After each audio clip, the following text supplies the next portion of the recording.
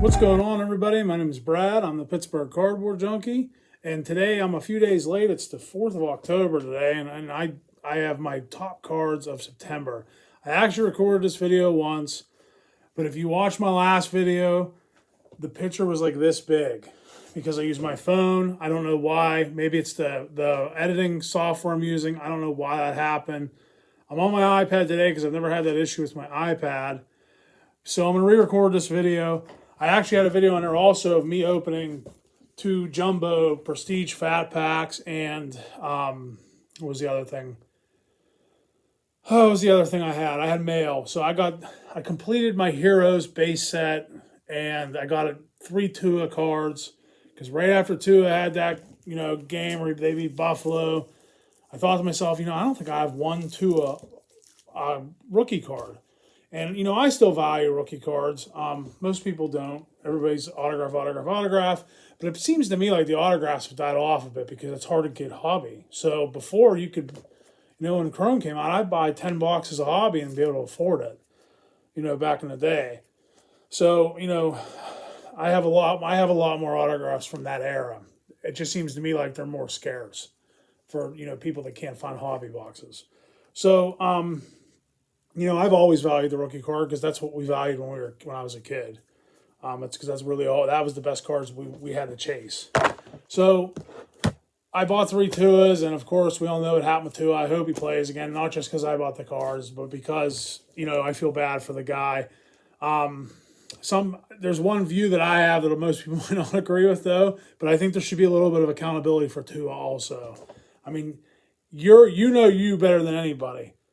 And if he really wasn't right, he should have spoke up, in my opinion. The Miami has lots of blame themselves. As soon as they saw him stumbling, he should have been out of that game. And they didn't. But, he has some accountability too, in my opinion.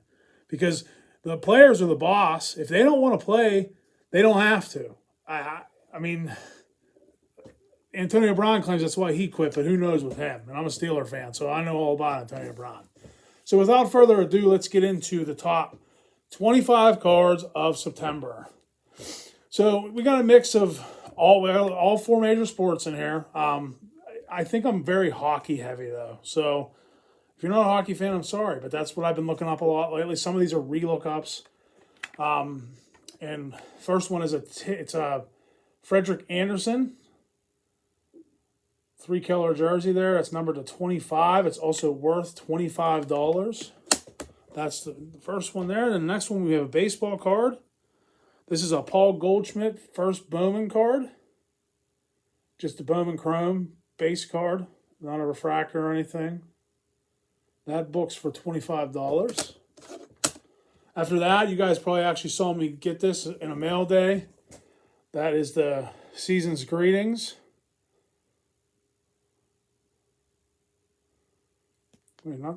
Season's Greetings. It's the Kenny Picket. This book's for $25. Kenny made his debut through 3 picks. But 2 of them were on deflections. Not great, not really good throwing balls, but still they were still in deflections. If Pat Freiermuth doesn't hit that ball and it goes over his head, it's just going to be an incomplete pass. I'm not blaming Pat because it was a high pass. But I was inspired by it. The team seemed to wake up, so that was cool as a Steeler fan to see that happen. Next, we go back to hockey. This is now we're in the $30 cards. I got this from just a league leaders card with Phil Esposito, Johnny Batchuk, and Bobby Hall. So I got this. I guess that's Buchik. I think that'd be Buchik. I got this in a collection. I did a show at the mall, and I posted, "Hey, come on down and see me." And somebody went to high school came down with a collection. He said, "These were my dad's cards. How much you give me for them?" And I kind of just glanced at it, didn't go through it a lot. I said, I'll give you $35 or $25, and he took it. So there ended up being that card. There was a Bobby Hall in there, not Bobby Hall, but a Bobby Orr. But it wasn't I think that one's worth $30 also. Nothing super great. There wasn't anything super great in that set. It was all 71, 72 tops hockey. Next, we have another hockey card. We got a Tyler Toffoli Young Guns card. That is from 2013, 2014 Upper Deck, and I think he was part of the Cup teams. I think I don't even know if he's still at the Kings. And then next we have another LA King, another LA King rookie card, but this is a little bit older. This is a Luke Robitaille O-Pee-Chee rookie card. I got this in a pack actually because I went to a card shop and the guy had a whole box of these packs, and I bought the whole box. It wasn't super expensive, so I pretty much got every major rookie from that set. Next, I bought this because of a 30 on 30 from ESPN, that show they have. A Fernando Valenzuela rookie card. I got it because, I watched it and they talked about it like he was like this, I was a little kid whenever all that stuff happened with him. So 81, I was like 2 years old. So, I didn't know all the hype about him. I remember hearing the name when I was a kid, but I remember his cards and, just because a lot of people said he should be in the Hall of Fame and he's not. So I was like, I'll grab his rookie. They're cheap, so I grabbed one. Okay, so next, I've talked about these cards several times in the past. These are from the 1994 Fan Fest in Pittsburgh. When we had the All-Star game here, I was probably at that point 14 years old. 14 or 13, maybe 15, one in that range somewhere. I'm not a math genius, so I can't figure that out that quick. But me and my friend went down to this. I think me and my brother maybe. My brother may have been there. I don't know. And they had booths set up, and you had to buy so many packs, and you got the card. Well, back then I probably didn't have enough money to do all 5, so I did Upper Deck, and I think it was Fleer were the 2 that I liked the most. I thought they were the 2 best looking cards. So those are the only 2 I had, and then when I found them, when I looked up cards, I said, man, I'd like to have the whole set of them. And then when I looked, I couldn't find this one. It was hard to find. So now every time I see one listed, I actually get a notification from eBay, and I buy it if it's reasonably priced. Because it's harder to get. They're only booking for 15, but I would sell this for 30 just because they're harder to get. All right, next we have another hockey card. This is a 2014-15 Upper Deck blue variation of the Shining Stars insert set, Alexander Ovechkin. This card went up a lot. Alexander Ovechkin stuff went up a lot. I think it's because he's close to breaking a record or something, I think. Okay, next we have, I think he's a Hall of Fame goalie, Curtis Joseph. This is later in his career because he was better known for playing for the Blues, I believe, was his main team. He played for a few teams, though. This is a jersey card. Hockey jersey cards seem to hold the best value out of all the jersey cards on all the 4 sports. That's my opinion from what I've seen. I don't know if it's because they're more authentic than the others, because I know the football kind of been ripping people off with them, saying things are, they're just event worn, which means they just took pictures in the jerseys. So I guess they wore them, but everybody wants game used. You know what I mean? I do too. I want game used. I want authentic stuff. All right, next we got another Young Guns. This is a Bobby Ryan. This is from 2007, 2008 Upper Deck. That's a $30 card. We're still on the $30 cards. Bobby Ryan's been pretty much a journeyman most of his career, but he is a really good hockey player. Next, I got these in 2012. These are Russell Wilson Topps Kickoff rookie cards. I have 2 of them. They're $30 cards. What these were is I think they ran a promo at the beginning of the season in 2012, and hobby shops were given like these black packs with these kickoff cards in them. And I don't remember exactly how many packs I got, but I remember getting a Ronnie Hillman autograph in one of them, and I had a Luck just like that. I think I also had the RG3, but Luck and RG3 stuff ain't worth anything anymore, really. I have 12 Ronnie Hillman autographs. What a joke. How much of his stuff I have. I mean, he was in the NFL for 5-6 years, but still, he never really did anything. Okay, this might be our only basketball card, I think. I just got this I think I got this in that $100. I bought that $100 basketball lot off that guy. This is a Steph Curry Silver Prism. It's books for $40. Probably never get that for it, but that's what it books for. All right, next, this is a little story around this card. I got a Cal Ripken rookie card here.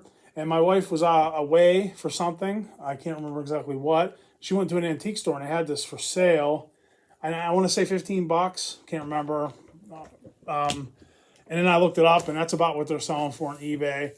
So I said, go ahead and grab it. I mean, it looked just like that one, same uneven cut and everything. I said, go ahead and grab it. I wouldn't mind having that. So it's just a card to have, whatever. Just keep it. Whatever. If somebody wants to buy it, I'll sell it.